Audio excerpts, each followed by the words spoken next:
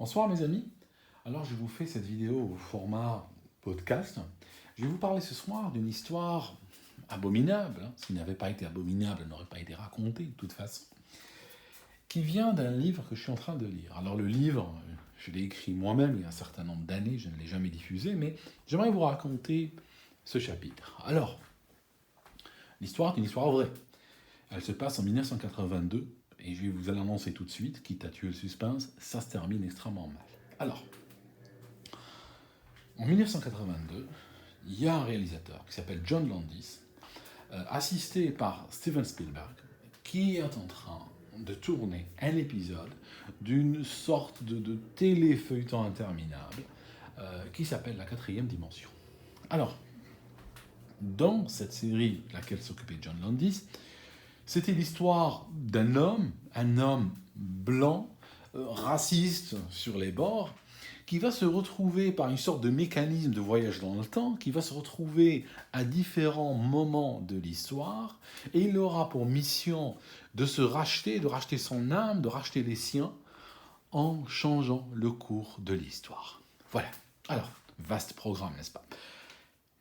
Dans cet épisode tragique, il s'agit de sauver des enfants au Vietnam. Alors, les enfants sont dans un village vietnamien, des troupes américaines s'approchent pour massacrer tout le monde, avec l'intention de massacrer tout le monde. Comment dirais-je, la façon dont c'est écrit n'est pas complètement fantaisiste. Vous savez, en mars 1968, il y a eu un massacre, le massacre de My Lai au Vietnam, où les troupes américaines ont massacré pratiquement 500 personnes. Hommes, femmes, enfants, bébés, tout le monde. Ils ont massacré et mutilé des corps de civils qui étaient complètement désarmés, qui ne représentaient pas de menace. Et donc, le meneur d'ailleurs a été condamné à 3 ans d'assignation à domicile, juste pour vous dire. Donc, c'est dans cet esprit-là qu'en 1982, 14 ans après les faits, la quatrième dimension va revisiter ce moment de l'histoire. Et donc, l'acteur principal, Vic Morrow, va dans le village pour sauver des enfants. Alors, il prend... Alors, comment ça aurait dû se passer? Il prend un enfant de 6 ans, un autre enfant de 7 ans sous le bras, et puis il part dans la nuit avec ses enfants sous le bras, il traverse un lac, une sorte de marécage, sous les tirs, sous les crépitements de mitraillettes, les explosions, les hélicoptères, etc., pour les sauver, pour les soustraire aux forces américaines, aux forces du mal qui s'approchent pour massacrer tout le monde. D'accord? Donc on voit la scène. Bon, problème, nous sommes en Californie. La Californie, c'est un État, un petit peu comme la France, qui aime légiférer sur tout. Par contre, on ne peut pas leur reprocher d'avoir lourdement légiféré sur le travail des enfants. Car travailler les enfants en Californie, c'est extrêmement difficile. Alors, l'équipe de John Landis lui dit, écoute, t'as pas besoin de vrais enfants, parce que de toute façon, on filme en plan large, tu peux toujours utiliser des mannequins, à peu près à la taille d'un enfant, et le spectateur, surtout avec les écrans de l'époque, ne va pas voir la différence. John Landis est un jusqu'au-boutiste. Lui, il veut rien savoir. Il veut de vrais enfants. Parce que, de toute façon, il y a une cause, il y a une lutte antiraciste, et elle vaut tous les sacrifices du monde. Donc, dans ce cas-là, qu'est-ce qu'ils font? Ils vont chercher des immigrants, un Chinois et un Vietnamien, qui fera la différence, de toute façon, je vous le demande. Et ces gens qui parlent pratiquement pas anglais, qui comprennent pas un petit peu dans quoi ils s'impliquent, mais la seule chose qu'ils comprennent, c'est qu'il y a une enveloppe de $500 sur la table, ça c'est un langage universel, et on leur dit, vos enfants viennent, ils sont volontaires, ils sont pas en train de travailler, ils s'amusent, ils viennent sur le plateau, ils participent à la scène, et puis vous rentrez chez vous avec l'argent en poche. Bien sûr, ils acceptent. Mais légalement, c'est pas possible de le faire. Même les équipes de John Landis le savent. Ils disent, les gars, entre eux, si on nous trouve sur le fait, on va tous aller en prison. Parce que pour faire travailler des enfants, la nuit, dans une scène comme celle-ci, surtout, c'est une scène extrêmement dangereuse. Et c'est là où on s'approche justement du drame. C'est une scène extrêmement dangereuse qu'ils veulent tourner. Les services sociaux n'auraient jamais accepté, les services de protection de l'enfance n'auraient jamais accepté un tel cinéma. Donc, L'équipe se déplace la nuit, hein, il y a pratiquement une centaine de techniciens, des cadreurs, tout ça. Ils vont sur un terrain de motocross. Ce terrain, ils vont balancer des tonnes et des tonnes d'eau pour créer une sorte de marécage. Ils placent des batteries donc, d'explosifs, des systèmes pyrotechniques très violents. Et c'est là que c'était un gros problème avec John Landis à l'époque. C'est que John Landis, il faisait tirer sur les scènes de combat, il faisait tirer à armes réelles, à balles réelles. Et d'ailleurs, c'est à ce moment-là que Spielberg va se disputer avec lui, va être en désaccord avec lui et va quitter le tournage. D'ailleurs, je pense que c'est grâce à cela que la carrière de Spielberg probablement n'a pas été affectée par la tragédie ci-jointe. Alors, qu'est-ce qui se passe? Tout est prêt, les caméras tournent, et puis, à ce moment-là, départ. Et donc, l'acteur principal, Vic Morrow, il s'appelait, va prendre les deux enfants sous les bras, 6 et 7 ans. Il les prend sous les bras et il commence à courir. Et à ce moment-là, les armes crépitent, les explosions partent dans tous les sens et intervient un hélicoptère. Alors l'hélicoptère, c'est cet hélicoptère, le Bell Iroquois, qui est un hélicoptère dont le profil est extrêmement familier à tous les gens qui ont vu des vidéos historiques ou même des films sur la guerre du Vietnam. Si vous regardez, je ne sais pas, Apocalypse Now par exemple, c'est un hélicoptère qui est tout le temps à l'image.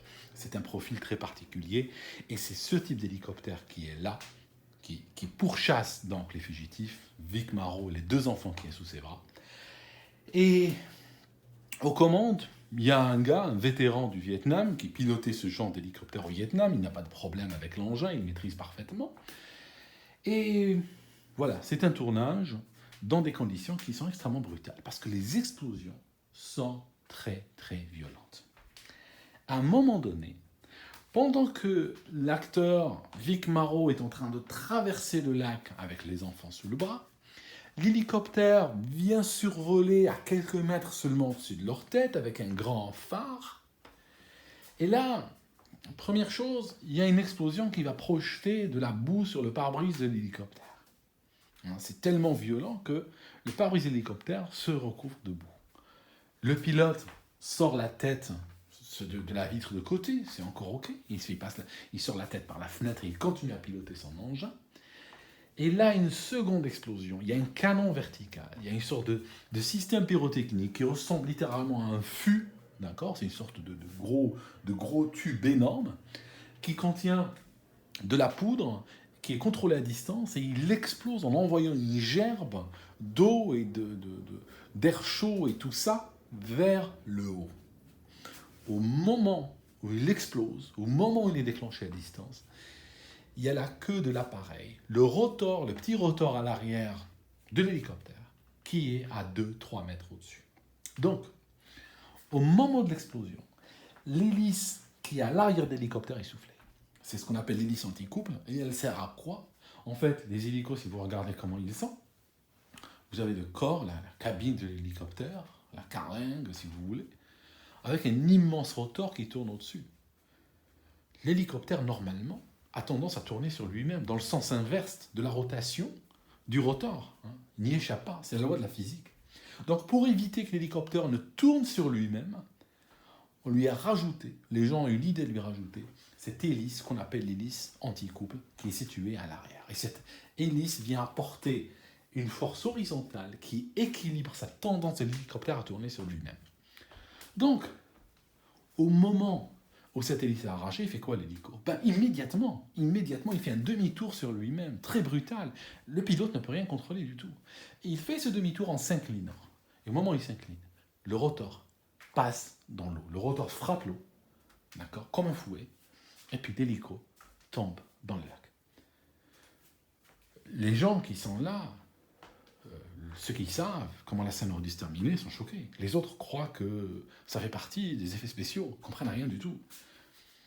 Et puis soudain, on réalise un truc, on réalise que le rotor, quand il a frappé l'eau, il est passé à travers les 3 acteurs. Il est passé à travers la tête de Vic Morrow, et puis celle des 2 enfants qu'il tenait. Ça signifie que pratiquement, ces 3 personnes sont déchiquetées et elles vont mourir à quelques milliers de secondes près. Elles vont mourir pratiquement au même instant. Et c'était la catastrophe. C'est la catastrophe complète parce que les parents sont là, ils commencent à crier, ils réalisent qu'il y a un truc qui n'est pas normal.